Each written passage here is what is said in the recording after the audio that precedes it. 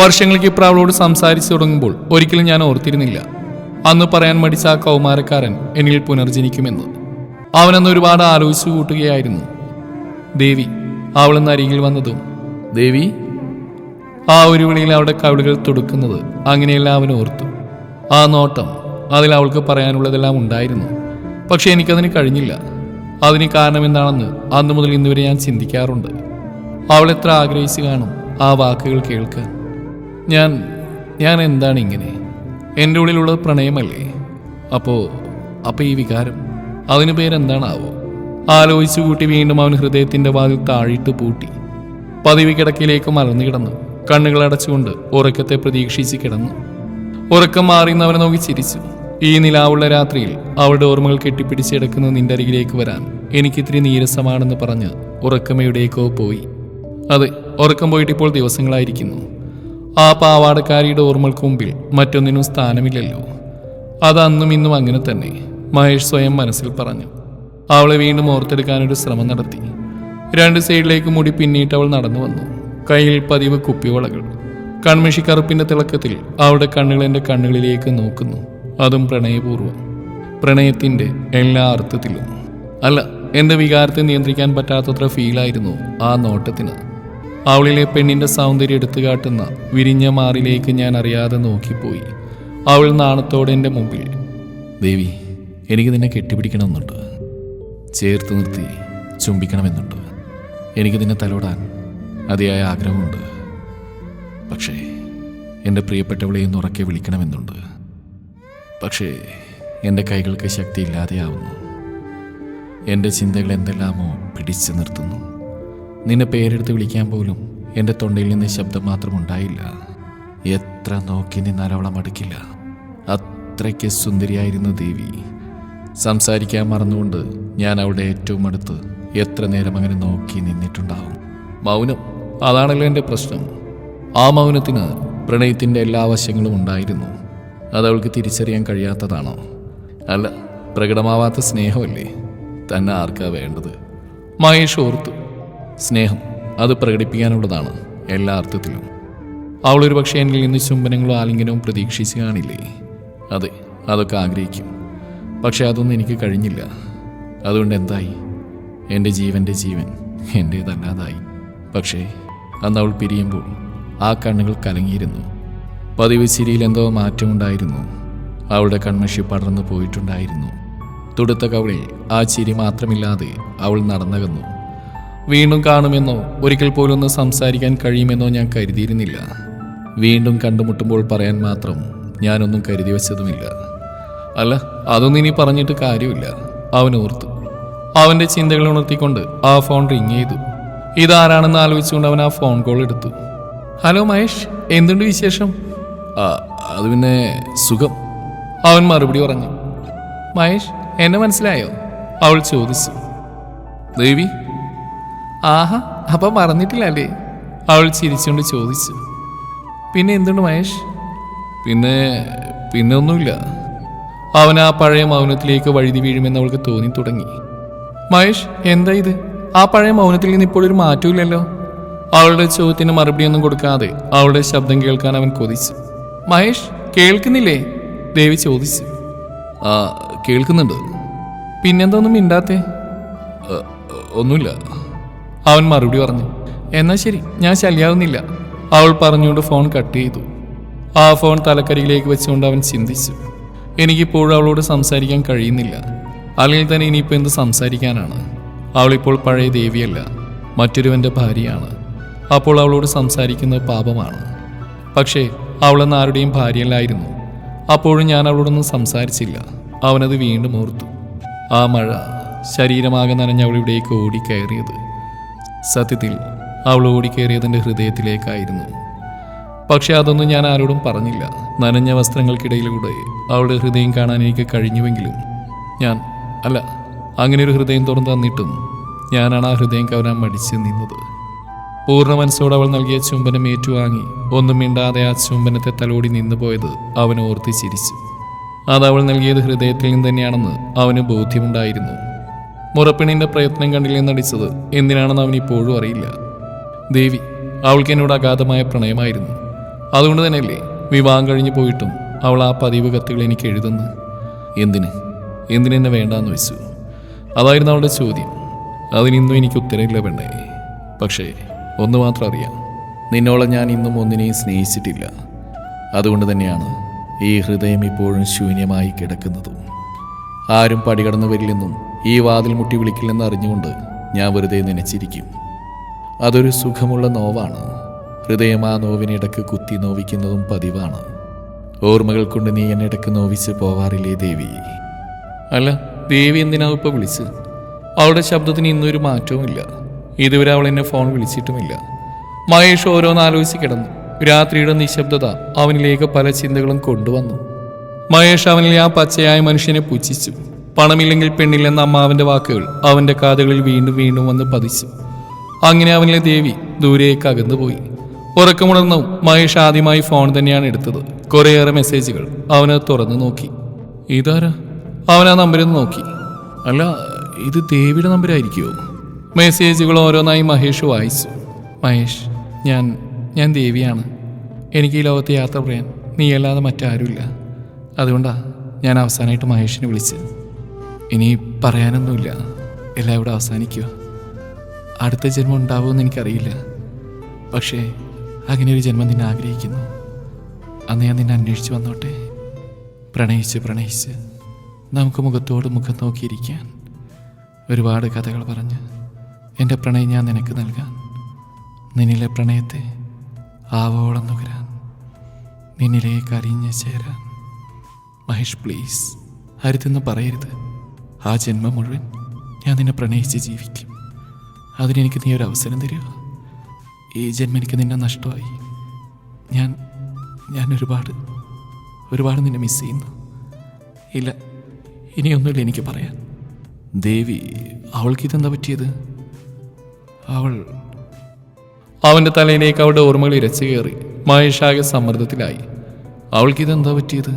എന്തെങ്കിലും കടുങ്കൈ? മഹേഷ് ആലോചിച്ചു. ആ, നീ ഉണർന്നോ? കട്ടൻ ചായയുമായി മഹേഷിൻ്റെ അമ്മ ആ റൂമിലേക്ക് വന്നു. ഞാൻ നേരത്തെ വന്നിരുന്നു, അമ്മിണിയമ്മ പറഞ്ഞു. മഹേഷ് എന്തിനെന്ന ഭാവത്തോടെ അമ്മയുടെ മുഖത്തേക്ക് നോക്കി. കാര്യമായിട്ടെന്തോ പറയാനുണ്ടെന്ന് അവന് മനസ്സിലായി. അല്ല, അത്... അമ്മ വാക്കുകൾക്ക് വേണ്ടി പരതുന്ന മഹേഷ് ശ്രദ്ധിച്ചു. ആ കട്ടൻ ചായ അവൻ കയ്യിൽ വാങ്ങിക്കൊണ്ട് വീണ്ടും അമ്മയുടെ മുഖത്തേക്ക് നോക്കി. ഏട്ടാ, അറിഞ്ഞോ? സേതുലക്ഷ്മി കടന്നുവെന്ന് ചോദിച്ചു. മഹേഷ് അവളോട് എന്തായെന്ന ഭാഗത്തിൽ കണ്ണുകൾ കൊണ്ട് സംസാരിച്ചു. അമ്മ പറഞ്ഞില്ലേ? അത് പിന്നെ... അമ്മ വീണ്ടും അവിടെ നിന്ന് പരിങ്ങി. സേതു, എന്താ നിങ്ങൾക്കെന്താ പറയാനുള്ളത്? ഏട്ടാ, അവളില്ലേ, ആ ദേവി, അവളിന്നലെ ആത്മഹത്യക്ക് ശ്രമിച്ചു. അത് കേട്ടതും മഹേഷിന്റെ സിരയിലേക്ക് ഒരു ഇടിമിന്നൽ പതിച്ചതുപോലെ തോന്നി. സേതു പറഞ്ഞവന് മനസ്സിലാവാത്ത പോലെ തോന്നി. എനിക്ക് സന്തോഷമായി. എൻ്റെ ഏട്ടനെ പറഞ്ഞിട്ട് പോയവളല്ലേ, അവൾക്ക് ഇതിലും കൂടുതൽ ഉണ്ടാവണം. സേതു ഒരു ചെറു ചിരിയോടെ പറഞ്ഞു. മോളെ, എന്താ ഇത് പറയുന്നത്? അമ്മ അവളെ വിലക്കാൻ തുടങ്ങി. ഓ, ഒരാങ്ങളെ സ്നേഹം. ആങ്ങളയുടെ മോളെ പറഞ്ഞ അമ്മയ്ക്ക് പിടിച്ചില്ല. അമ്മയ്ക്ക് ആങ്ങളയോടുള്ള അതേ സ്നേഹം എനിക്കും എൻ്റെ ആങ്ങളയോട് ഉണ്ടാവില്ലേ? അവൾ ചോദിച്ചു. എന്നാലും സേതു, ആ കുട്ടിയുടെ ഇപ്പോഴത്തെ അവസ്ഥ അറിയില്ലേ? നിനക്ക് എങ്ങനെ ഇതുപോലെ ചിന്തിക്കാൻ കഴിയുന്നു? അമ്മിണിയമ്മ അവളെ ശകാരിച്ചുകൊണ്ട് ആ റൂമിൽ നിന്ന് ഇറങ്ങിപ്പോയി. ഏട്ടാ, സേതു മഹേഷിനെ വിളിച്ചു. മഹേഷ് രൂക്ഷമായി സേതുവിനെ നോക്കി.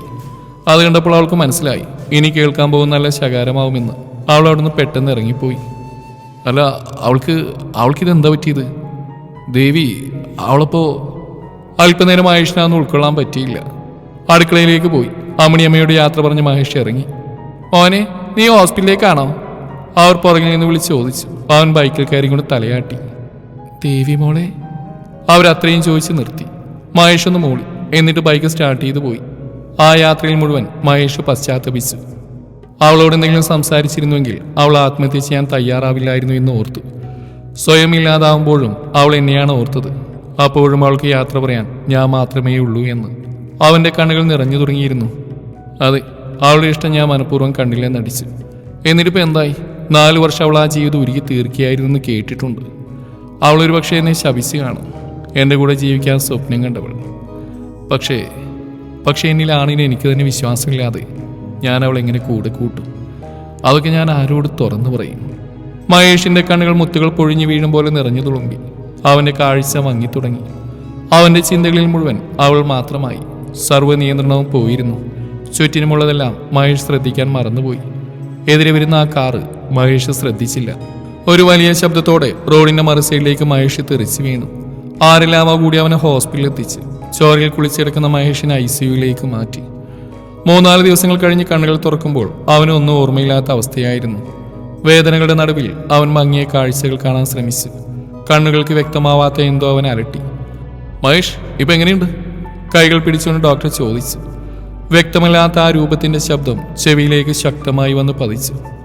മഹേഷ്, ഞാൻ ഡോക്ടറാണ്. എന്നാലും വലിയൊരു അപകടത്തിൽ നിന്ന് താങ്കൾ ജീവിതത്തിലേക്ക് തിരിച്ചു വന്നിരിക്കുന്നു. അയാൾ പറഞ്ഞുകൊണ്ട് കവിളിൽ പതിയെ തട്ടി. പിന്നെ മഹേഷ്, കുറച്ച് പെയിൻ ഉണ്ടാവും, എന്നാലും അതൊക്കെ നമുക്ക് വേഗം മാറ്റിയെടുക്കാം കേട്ടോ. സ്നേഹത്തോടെ ഡോക്ടർ പറഞ്ഞുകൊണ്ട് അവിടുന്ന് അടുത്ത ബെഡിലേക്ക് പോയി. അല്ല ദേവി, ഇപ്പൊ എങ്ങനെയുണ്ട്? ഡോക്ടർ അവളോട് സംസാരിക്കുന്ന കേട്ടപ്പോൾ മഹേഷ് ആ സൈഡിലേക്ക് നോക്കി. ആ പേര് അത് മഹേഷ് ഓർത്തെടുക്കാൻ ശ്രമിച്ചു. ദേവി. അവന്റെ അബോധാവസ്ഥയിലും ദേവി തെളിഞ്ഞു നിന്നു. പക്ഷെ കൂടുതലൊന്നും അവന് ഓർത്തെടുക്കാൻ കഴിഞ്ഞില്ല. അതൊരിക്കലും ഹൃദയവിശാലതയുടെ കുറവല്ല.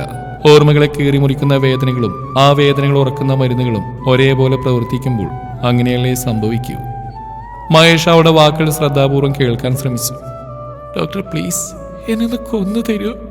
അല്ല, ആ കുട്ടി, അവളെന്താ അങ്ങനെ പറയുന്നു? വ്യക്തമായി കാണാൻ കഴിയുന്നില്ല. അവളൊരു പക്ഷേ എൻ്റെ ഹൃദയത്തിൽ കൂടുകൂട്ടിയിരിക്കുന്ന അതേ ദേവിയാണോ? മഹേഷ് ചിന്തിച്ചു. അവന്റെ ചിന്തകൾക്ക് ഭ്രാന്തമായ പുകമറ വന്ന് പതിച്ചു. മഹേഷ് വീണ്ടും ഉറക്കത്തിലേക്ക് വഴുതി വീണു. തന്റെ പ്രാണനെ കാണാൻ ദേവിക്ക് തിടുക്കമായി. അവൾ അവന്റെ അരികിലേക്ക് വന്നിരുന്നു. മഹേഷ്, സോറി, ഞാൻ ചെയ്തത് ശരിയല്ല, അതെനിക്കും അറിയാം. പക്ഷെ എൻ്റെ സാഹചര്യം അതിനെ ഇങ്ങനെയാക്കി. പക്ഷേ നീ അതിൻ്റെ പേരിൽ. അവൾക്ക് സഹിക്കാൻ കഴിഞ്ഞില്ല മഹേഷിനെ അങ്ങനെ കണ്ടപ്പോൾ. ദേവിയുടെ കണ്ണുകൾ പെട്ടെന്ന് തന്നെ മഴയായി മാറി. അവളുടെ കണ്ണുനീർത്തുള്ളികൾ മഹേഷിന്റെ മുഖത്തേക്ക് വീണു തുടങ്ങി. ചുട്ടുപൊള്ളുന്ന ആ കണ്ണുനീർത്തുള്ളികളെ അവൻ അറിഞ്ഞു. ആ വിതുമ്പലുകൾ, അവളുടെ സാമീപ്യം, അതെല്ലാം അവൻ അറിഞ്ഞു തുടങ്ങി. അവളുടെ തേങ്ങലുകൾ മഹേഷിന്റെ ഹൃദയതാളം മനസ്സിലാക്കി തുടങ്ങി. അതെ, എന്റെ ദേവി. അകക്കണ്ണുകളിൽ മഹേഷ് ദേവിയെ കണ്ടു തുടങ്ങി. അവളുടെ ചിരിക്കൊഞ്ചിലുകൾ മഹേഷ് ഓർത്തെടുത്തു. ആ ഉറക്കത്തിൽ നിന്ന് അവൻ പെട്ടെന്ന് കണ്ണുകൾ തുറന്നു. ദേവി. മങ്ങിയ കാഴ്ചയിലും അവൻ അവളെ മനസ്സിലായി. മഹേഷിന്റെ തിരിച്ചുവരവ് എല്ലാവർക്കും വളരെ സന്തോഷമായി. സേതു മഹേഷിനെ കെട്ടിപ്പിടിച്ച് കരഞ്ഞു. മഹേഷിന്റെ തലയിൽ തലോടിക്കൊണ്ട് അമ്മാവന്റെ അരികിലിരുന്നു. അവൾ മാത്രം ആ ബെഡിന്റെ സൈഡിലേക്ക് ചേർന്ന് നിന്നു. അവളുടെ കണ്ണുകൾ ഈറനണിഞ്ഞു. അത് പക്ഷേ മഹേഷ് ജീവിതത്തിലേക്ക് തിരിച്ചു വന്നതിന്റെ സന്തോഷമായിരുന്നു. അവളുടെ മുഖം സന്തോഷത്തിന്റെ പൂത്തിരി പോലെ തിളങ്ങി. സേതു, വാ. അമ്മ അവളെ വിളിച്ചുകൊണ്ട് മനഃപൂർവ്വം പുറത്തേക്ക് പോയി. ദേവിക്കും മഹേഷിനും സംസാരിക്കാനുള്ള അവസരമൊരുക്കിയാണ് അവർ പുറത്തേക്ക് പോയത്. ഭിത്തിയിൽ ചാരി നിൽക്കുന്ന ദേവിയെ മഹേഷ് നോക്കി. അവൾക്ക് ആ മുഖത്തേക്ക് നോക്കാൻ അല്പം ഭയമുണ്ടായിരുന്നു. മഹേഷ് സ്വയം എണീക്കാൻ ശ്രമിക്കുന്നുണ്ട്. ദേവി പെട്ടെന്ന് അവൻ അവിടെ 2 കൈകൾക്കുള്ളിൽ ചേർത്ത് പിടിച്ചു. അതവളുടെ ഹൃദയത്തിലേക്ക് ചേർത്ത് പോലെയായിരുന്നു. ബെഡിലേക്ക് ചാരിയിരുത്തി അവൾ ആ ബെഡിൽ നിന്ന് അകന്നു മാറാൻ തുടങ്ങി. ദേവി. മഹേഷ് അവളുടെ കൈകളിൽ പിടിച്ചിരുത്തി. അവൾ അനുസരണയോടെ അവന്റെ അരികിൽ തന്നെ ഇരുന്നു. അവളുടെ കൈകൾ എടുത്തുയർത്തി ആ മുറിവുകളിൽ അവൻ വിരലോടിച്ചു. അവൾ മുഖം താഴ്ത്തി ഒന്നും മിണ്ടാതെ അവിടെ ഇരുന്നു. ദേവി, നീ എന്താണ് കരുതിയത്? അങ്ങ് തന്നെ പോവാന്നാണോ? അവനൊരു കുഞ്ഞു പുഞ്ചിരിയോടെ ചോദിച്ചു. മഹേഷ്. അവൾ അവന്റെ മുഖത്തേക്ക് നോക്കി. അതെ ദേവി, നീ ഇല്ലാതെ ഈ മഹേഷ് പിന്നെ എന്തിനാ ജീവിക്കുന്നത്? അവൻ അവളുടെ മുഖത്തേക്ക് നോക്കി ചോദിച്ചു. അപ്പൊ മഹേഷ്? ദേവിയുടെ കണ്ണുകൾ നിറഞ്ഞൊഴുകി. ആ കണ്ണുനീർത്തുള്ളികളെ തുടച്ചുകൊണ്ടവൻ പറഞ്ഞു. മതി, ഇനി ഈ കണ്ണുകൾ നിറയാൻ പാടില്ല. ഈ മഹേഷിന് അത് ഇനിയും സഹിക്കാൻ പറ്റുമെന്ന് തോന്നുന്നില്ല. എന്താ എന്നോട് ഇത്രയും നാളിതുപോലെ അകൽച്ച കാണിക്കാൻ ഞാൻ എന്താ ചെയ്ത മഹേഷ്? ദേവി പൊട്ടിക്കരഞ്ഞോട് ചോദിച്ചു. അത് ദേവി, നീ എവിടെയായിരുന്നുള്ള സന്തോഷമായിരിക്കാൻ മാത്രമേ ഞാൻ ആഗ്രഹിച്ചിട്ടുള്ളൂ. എൻ്റെ ഒപ്പമായിരുന്നെങ്കിൽ പട്ടിണിയും കഷ്ടപ്പാടുകളെല്ലാം നിനക്ക് ഒരുപാട് സഹിക്കേണ്ടി വരുമായിരുന്നു. അതൊക്കെ ആലോചിച്ചപ്പോൾ കിട്ടാവുന്നതിൽ വെച്ച് ഏറ്റവും നല്ലൊരു ബന്ധം. അമ്മാവൻ പറഞ്ഞാൽ ശരി, എൻ്റെ ഒപ്പം കിടന്നിറങ്ങിക്കുന്നതിനേക്കാൾ ഭേദം. മഹേഷ് വാക്കുകൾ അവസാനിപ്പിച്ചു. എന്നിട്ടിപ്പോൾ എനിക്ക് ഭയങ്കര സന്തോഷമാണല്ലോ. എല്ലാവർക്കും സമാധാനമായില്ലേ? അവൾ ചോദിച്ചു.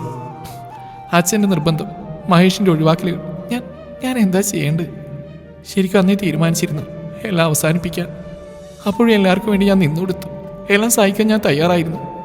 ഞാനും സ്വയം എല്ലാം മറക്കാൻ തയ്യാറായി. മഹേഷിന് നല്ലൊരു ജോലി ഞാൻ ഒഴിഞ്ഞു പോകുന്നതുകൊണ്ട് കിട്ടുമെന്ന് അറിഞ്ഞുകൊണ്ട് മാത്രം. പിന്നെ ആ വസ്തുവും വീടും അച്ഛൻ അപ്പച്ചിക്ക് തരുന്നോട് കേട്ടപ്പോൾ ഞാൻ ഒഴിഞ്ഞുപോയി.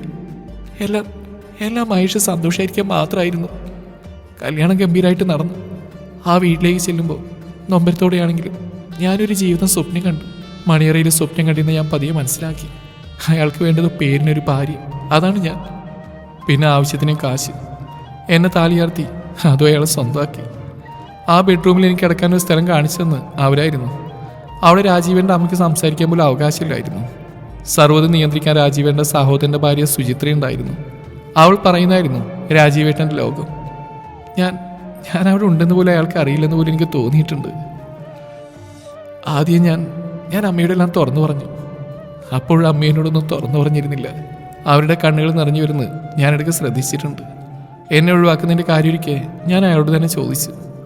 ബിസിനസ് തിരക്കുകൾ അതായിരുന്നു അയാൾക്ക് പറയാനുണ്ടായിരുന്നു. ബെഡ്റൂമിൽ ഞാൻ അയാൾക്ക് വേണ്ടി എത്ര ദിവസങ്ങൾ കാത്തിരുന്നു. അയാളുടെ ചേർത്ത് പിടിക്കലുകൾ ഞാൻ എത്ര മോഹിച്ചു. എന്നിലെ പെണ്ണിനെ അയാൾ വാരിപ്പുണരുന്ന് ഞാൻ സ്വപ്നം കാണാൻ തുടങ്ങി. എത്ര ദിവസങ്ങൾ കൊഴിഞ്ഞുപോയി. ഇടയ്ക്കെപ്പോഴും അയാൾക്ക് എന്നോട് സ്നേഹം തോന്നലുകൾ നൽകി എന്നെ അവിടെ പിടിച്ചു നിർത്തി. ഞാനതെല്ലാം വിശ്വസിച്ചു. പക്ഷേ ഒട്ടും വൈകാതെ അവർ തമ്മിലുള്ള ബന്ധം കാണാൻ പാടില്ലാത്ത സാഹചര്യത്തിൽ ദേവി പൊട്ടിക്കരഞ്ഞു. ദേവി കരയില്ലേ? മഹേഷ് അവളെ ആശ്വസിപ്പിക്കാൻ ശ്രമിച്ചു. ഏയ് ഇല്ല, ഞാനതിനി ഒരിക്കലും കരയില്ല. അതിന് ഞാൻ കരയേണ്ട കാര്യം എന്താ? അവൾ കണ്ണുകൾ തുടച്ചുകൊണ്ട് ചോദിച്ചു. അന്ന് ഞാൻ തീരുമാനിച്ചു എനിക്ക് ജീവിക്കണം. അതിനയാളിൽ നിന്ന് ഡിവോഴ്സ് വേണമെന്ന്. അതിനായിരുന്നു പിന്നെ എൻ്റെ പോരാട്ടം. എല്ലാത്തിനും അയാളുടെ അമ്മ തന്നെ സപ്പോർട്ട് ചെയ്ത് തന്നു. അതുകൊണ്ട് എനിക്ക് അവിടെ നിന്ന് രക്ഷപ്പെടാൻ പറ്റി. വിവാഹവും ഡിവോഴ്സൊന്നുമില്ല എന്നെ പൂർണ്ണമായും തകർത്ത്. അതിൽ കൂടുതൽ തകർത്ത് എൻ്റെ വീട്ടിലേക്ക് ഞാൻ തിരിച്ചു വന്നപ്പോഴുണ്ടായിരുന്ന തിരിച്ചടികളായിരുന്നു. അപ്പച്ചിക്ക് ആ വീടും വസ്തു അച്ഛൻ മനഃപൂർവ്വം തന്നില്ലെന്നറിഞ്ഞു. അതിൽ അപ്പച്ചിക്ക് മാത്രമായിരുന്നു അവകാശം. എന്നിട്ടും അച്ഛൻ, പിന്നെ മഹേഷ്, നിനക്ക് കിട്ടിയ നല്ല ജോലിയും അച്ഛൻ നഷ്ടപ്പെടുത്തിയെന്നോട് അറിഞ്ഞപ്പോൾ അച്ഛനോടൊരു തരം വെറുപ്പ്, ദേഷ്യം, പക എല്ലാം തോന്നി. എനിക്ക് എന്ത് ചെയ്യണമെന്ന് അറിയില്ലായിരുന്നു. അച്ഛനേട്ടൻ എന്നെയും ചതിച്ചു. തിരിച്ച് വീട്ടിലേക്കൊന്ന് അവർക്ക് നാണക്കേടായി എന്ന് ഓരോ നിമിഷം ഓർമ്മിപ്പിച്ചു. പിന്നെ എനിക്കൊരു വാശിയായിരുന്നു എല്ലാവരോടും, എല്ലാത്തിനോടും. ജീവിതം സത്യത്തിലും മടുത്തു. പലപ്പോഴും ഒരു ഭ്രാന്തിയെപ്പോലെ ഞാൻ തളർന്നിരുന്നു. അവിടെ എനിക്ക് ഏക ആശ്വാസം സേതുവായിരുന്നു. അവൾ എനിക്ക് മഹേഷ് വരുന്നവരെ കാത്തിരിക്കാൻ ഊർജ്ജം തന്നുകൊണ്ടേയിരുന്നു. ആ കത്തുകൾ അവൾ തന്നെ എഴുതി പോസ്റ്റ് ചെയ്തു. അതിലൂടെ ദേവിയെ മഹേഷ് ഓർത്തെന്ന് പറഞ്ഞ് ചിരിപ്പിച്ചു. ഞാൻ വീണ്ടും സ്വപ്നങ്ങൾ കണ്ടു തുടങ്ങി. പക്ഷെ മഹേഷ് നാട്ടിൽ വന്നപ്പോൾ ഞാൻ ഫോൺ അവൾ പറഞ്ഞു നിർത്തി. ദേവി, എനിക്കറിയില്ല എന്തു പറയണമെന്ന്. മാത്രമല്ല ഇതൊന്നും ഞാനും അറിഞ്ഞിരുന്നില്ല. അതുകൊണ്ടാണ് മഹേഷ് അവളുടെ കയ്യിൽ പിടിച്ചുകൊണ്ട് പറഞ്ഞു. അപ്പോൾ അവൻ്റെ കണ്ണുകൾ നിറഞ്ഞു തുളുമ്പാൻ തയ്യാറായി നിന്നു. ആ മതി, എനിക്കിനി ആ വരാന്തയിൽ നിൽക്കാൻ വയ്യ, സേതു കഥക് തള്ളിത്തുറന്നുകൊണ്ട് പറഞ്ഞു. അതെ, ഈ പ്രായ അമ്മയെ വെളിയിൽ നിർത്തി അധികം ബുദ്ധിമുട്ടിക്കാൻ വയ്യ. അതുകൊണ്ട് ഞാൻ പറയുന്നതിന് അനുസരിച്ചോണം, സേതു ഒരു താക്കീതുപോലെ പറഞ്ഞു. മഹേഷ് ചിരിച്ചു. പെട്ടെന്ന് ദേവി അവൻ്റെ അരികിൽ നിന്ന് എണീറ്റു മാറി നാണിച്ചു നിന്നു. ഒന്ന് മിണ്ടാണ്ടിരിക്കും വച്ചേ, അമ്മ അവളുടെ കയ്യിൽ നുള്ളിക്കൊണ്ട് പറഞ്ഞു. നിനക്കൊരു ബോധമില്ലേ? ആ, എനിക്ക് ബോധമുണ്ട്. അമ്മയുടെ പുന്നാര മോനും മരുമൾക്കേ ആ പറഞ്ഞ സാധനം ഉണ്ടോ എന്ന് എനിക്ക് സംശയം. അവൾ രണ്ടാളെയും നോക്കി ചിരിച്ചുകൊണ്ട് പറഞ്ഞു. അവർ രണ്ടാളും പരസ്പരം ചമ്മലോടെ മുഖത്തോട് മുഖം നോക്കി. ആ മതി, കണ്ണും സേതു വെറുതെ അങ്ങനെ മോൾ. അമ്മേ, നാളെ ഏട്ടൻ്റെ ജന്മദിനം? അതെ, ദേവി അത് കേട്ടിട്ട് പെട്ടെന്ന് പറഞ്ഞു. നാളെയാണ് പൂരം. ആഹാ, അപ്പം നാളെയാണ് പൂരം അല്ലേ നാത്തൂനെ? സേതു കളിയാക്കിക്കൊണ്ട് ചോദിച്ചു. ദേവി തലയാഴ്ത്തി നിന്നുകൊണ്ട് ആ ദിവസം ഓർത്തെടുത്തു. അന്ന് മഹേഷിന്റെ ജന്മനാളിൽ അമ്പലത്തിൽ പോയി വന്ന് കുറി തൊട്ടുകൊടുത്ത് അവൾ കൊടുത്ത പിറന്നാൾ സമ്മാനം. മഹേഷ് ദേവിയെ നോക്കി കവളിൽ സ്വയം തലോടി. അതെ, ലാസ്റ്റ് ഞങ്ങൾ കാണുന്ന അന്നാണ്. ദേവി അവളുടെ ഹൃദയത്തിൽ നിന്ന് നൽകിയ സമ്മാനം. ഒരുപക്ഷെ ആ ചുമ്മൻ എൻ്റെ ഉള്ളിൽ ആണിനെ തന്നെ വിളിച്ചുണർത്തിയിരുന്നു. ദൈവമേ, എനിക്കെന്ന ആത്മനിയന്ത്രണം ഇല്ലായിരുന്നുവെങ്കിൽ. മഹേഷ് ഓർത്തി ചിരിച്ചു. മഴ നനഞ്ഞ ഈറനോടെ അവൾ എൻ്റെ അരികിൽ. മഹേഷ് അവൾ നോക്കുന്നതെന്ന് ദേവിക്ക് മനസ്സിലായി. അപ്പോൾ അവളുടെ മുഖത്തുണ്ടായ നാണം പരിസരം മറന്നവൻ ആവോളം ആസ്വദിച്ചു. അവൾക്ക് അവൻ്റെ മുഖത്തേക്ക് നോക്കാനാകെ ചമ്മലായി. ഓഹോ, കുറച്ച് റൊമാൻസ് കടം കൊടുക്കുമോ രണ്ടാളും? സേതു ചോദിച്ചു. ആർക്ക് എന്ന ഭാഗത്തിൽ മഹേഷ് അവളെ നോക്കി. എനിക്കല്ല, ഞാൻ പഠിക്കില്ലേ, ഞാൻ കുട്ടിയല്ലേ. ദിവിടെ. അവൾ രണ്ടാളെയും ചൂണ്ടിക്കാട്ടി കളിയാക്കി ചിരിച്ചു. ആ അമ്മേ, അപ്പം നാളെ നേരെ ഇവിടെ ഇറങ്ങി ഒന്ന് ഫ്രഷായ അമ്പലത്തിലേക്ക് പോവാം അല്ലേ? സേതു ചോദിച്ചു. പിന്നെ അത് മതി പോരെ ദേവി? അമ്മ അവളോട് ചോദിച്ചു. ദേവി തലയാട്ടി സമ്മതം അറിയിച്ചു. ആ തോട്ടിപ്പെണ്ണെന്തേ? മഹേഷ് സേതുവിനെ തിരക്കി. അല്ല, രാവിലെ നിൽക്കുന്നുണ്ടിരുന്നു, മഹേഷ് ചോദിച്ചു. അവർ രണ്ടാളും വീട്ടിലേക്ക് പോയി. പിന്നെ നമ്മളിവിടെ നിന്ന് ഇറങ്ങുമ്പോഴേക്ക് രണ്ടാളും അമ്പലത്തിലേക്ക് വന്നോളും. അപ്പോൾ നമ്മളിവിടെ നേരിട്ട് അമ്പലത്തിൽ പോയിട്ട് വീട്ടിലേക്ക്? അതെ, പിറന്നാളല്ലേ, അത് കഴിഞ്ഞ് വീട്ടിലേക്ക് പോകാമെന്നാ സേതു പറഞ്ഞു. ഹോ, ഒരു കാറ് നിർത്തി മഹേഷ് ചിരിച്ചുകൊണ്ട് പറഞ്ഞു. അത് കേട്ട് അമ്മയും ചിരിച്ചു. അമ്മേ, മഹേഷേട്ടൻ റെഡിയായോ? പിന്നെ രാവിലെ കുളിച്ച് റെഡിയായി. ആ, അപ്പം നമുക്ക് പോവാം. സേതുവിൻ്റെ 1-2 സുഹൃത്തുക്കൾ അവരെ ഹോസ്പിറ്റലിൽ നിന്ന് കൂട്ടി നേരെ അമ്പലത്തിലേക്ക് പോയി. ആക്സിഡന്റ് ആയെന്നു മുതൽ അവരെല്ലാം സേതുവിനെ സപ്പോർട്ട് ചെയ്ത് കൂടെയുണ്ടായിരുന്നു. അവരുടെ സൗഹൃദം ശരിക്കും മഹേഷ് നോക്കിക്കണ്ടു. അത്രയ്ക്ക് സ്നേഹമുള്ള കുട്ടികൾ, ആണും പെണ്ണും എല്ലാവരും. മഹേഷ് അവരെ കുറിച്ച് ഓർത്തിരുന്നു. അല്ല, മണവാളിന് ഇറങ്ങുന്നില്ലേ? സേതു ചോദിച്ചു. മണവാളിനോ? മഹേഷ് അവളെ നോക്കി. എന്തി, പിറന്നാളല്ലേ? അമ്പലത്തിലെത്തിയത് അറിഞ്ഞില്ലേ? സ്വപ്നം കാണുകയായിരുന്നോ? അവൾ കയ്യിൽ പിടിച്ചുകൊണ്ട് ചോദിച്ചു. മഹേഷ് ഒരു സ്വപ്ന ലോകത്തിൽ എന്ന പോലെ അവിടെ ഇറങ്ങി. അതെ, എൻ്റെ വേഷവും ഈ അന്തരീക്ഷവും എന്നെ മണവാളനാക്കുന്നു. മഹേഷ് അത് മനസ്സിലാക്കി. അവനവളെ തിരഞ്ഞു. ദേവി. നോക്കണ്ട, ദേവി ദേവന്റെ മുമ്പിൽ തന്നെ വരും, സേതു ചിരിച്ചുകൊണ്ട് പറഞ്ഞു. അവളെ ഏട്ടൻ്റെ കയ്യിൽ പിടിച്ച് ആ നടയിലേക്ക് കൊണ്ടുപോയി. കൂട്ടത്തിൽ അമ്മയും കൂട്ടുകാരും. ആ തിരുനടയിൽ തൊഴുകയോടെ ദേവി കണ്ണുകളടച്ച് നിൽക്കുന്നു. അവൾക്കൊപ്പം മഹേഷിന്റെ വരവ് കണ്ടുകൊണ്ട് സേതുവിന്റെ കൂട്ടുകാരികളും. മഹേഷിന്റെ ഹൃദയമിടിപ്പ് ദേവിയിൽ എത്തിയതുപോലെ അവൾക്ക് ആ മിടിപ്പ് ഏറ്റവും അടുത്ത് കേൾക്കാൻ കഴിഞ്ഞു. അവൾ കണ്ണുകൾ തുറന്ന് നോക്കി.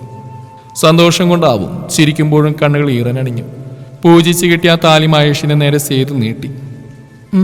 എന്നെ നാത്തുവിന്റെ കഴുത്തിലേക്ക് കെട്ടിക്കൊടുത്തേ. അത് പറയുമ്പോൾ അവളുടെ കണ്ണുകൾ നിറഞ്ഞു. ദേവി മഹേഷിന്റെ മുഖത്തേക്ക് നോക്കി. അവൾക്കൊരു അമ്പരപ്പുണ്ടായിരുന്നു. വിവാഹം അതവൾക്ക് വേദനയായിരുന്നു സമ്മാനിച്ച്. പക്ഷേ ഇപ്പോൾ അവൾ ഈ താലി കൂടുതൽ ആഗ്രഹിക്കുന്നു. മുമ്പ് ഇതേ ആളിൽ നിന്ന് ആഗ്രഹിച്ചതാണ്. മഹേഷ് ആ താലി ദേവിയുടെ കഴുത്തിലേക്ക് ചാർത്തി നെറ്റിയിൽ സിന്ദൂരം തൊട്ടുകൊടുത്തു. അല്ല നാത്തുവിനെ, ഈ പാലുവാദിന്റെ ഏട്ടന് കൊടുക്കണേ, സേതു ദേവിയോട് പറഞ്ഞു. ഒന്ന് പോടി. ദേവി നാണത്തോടെ അവൾ കവിളിൽ പിടിച്ചു. ഓ, ഇതിപ്പോ എന്നെ ഈ നാത്തു. അയ്യേ, മതി മതി. മഹേഷ് അവിടെ കാത്തിരുന്ന പോലെ പൊട്ട കവിത എഴുതി കാണും. അതുകൊണ്ട് എന്നെ നാത്തും വാ, ഞാൻ കൊണ്ടാക്കാം. സേതു ആ പാൽ ഗ്ലാസ് ദേവിയുടെ കയ്യിലേക്ക് കൊടുത്തുകൊണ്ട് അങ്ങോട്ടേക്ക് കൊണ്ടുപോയി. വാതിൽ തുറന്നു വരുന്ന ദേവിയെ കണ്ടപ്പോൾ മഹേഷ് ഒരു കൗതുകത്തോടെ നോക്കിന്ന് പോയി. ഏട്ടാ ഏട്ടാ, സേതു അവനെ തട്ടി വിളിച്ചു. അവൻ ആ കുഞ്ഞു സ്വപ്ന ലോകത്തിൽ നിന്ന് ഉണർന്നു. എന്താണ് നിനക്കിവിടെ കാര്യം? അവളുടെ ചെവിയിൽ പിടിച്ചുകൊണ്ട് ചോദിച്ചു. അയ്യോ അമ്മേ, ഇത് നാത്തു വന്നപ്പോ എന്നെ ചെവിക്ക് പിടിച്ച് പുറത്താക്കി, അവൾ കൊഞ്ചി പറഞ്ഞു. അത് കേട്ട് ദേവി ചിരിച്ചു. ചിരിച്ചോ, എനിക്കും ഒരു ദിവസം, അവൾ കുറുമ്പ് പറഞ്ഞുകൊണ്ട് പുറത്തേക്ക് ഇറങ്ങി വാതിൽ ചാരി പറഞ്ഞു. വേണ്ട, അകത്തുനിന്ന് കുറ്റിയിട്ടോ. അയ്യേ, ഈ പെണ്ണ്. മഹേഷ് അല്പം ചമ്മലോട് ആ വാതിൽ കുറ്റിയിട്ടു. മെല്ലെ ദേവിയുടെ അരികിലേക്ക് വന്നു. അവളുടെ കൈകളിൽ പിടിച്ച് അവൻ മെല്ലെ ചുംബിച്ചു. അവന്റെ മുഖം അവളിലേക്ക് അടുത്തു. ചുണ്ടുകൾക്കിടയിലെ ഹൃദയം മന്ത്രിച്ചു. അവളുടെ ചുണ്ടുകളിൽ നിന്ന് അവൻ മതിയാവോളം തേന്നു കുറന്നു. മതിമറന്നവളും അവനിലെ ചുണ്ടുകളെ നുകർന്നു. മെല്ലെ മെല്ലെ അവൻ അവളുടെ കഴുത്തിനെ അമർത്തി ചുംബിച്ചുകൊണ്ട് അതിവേഗത്തിൽ അവളെ പുണർന്നു.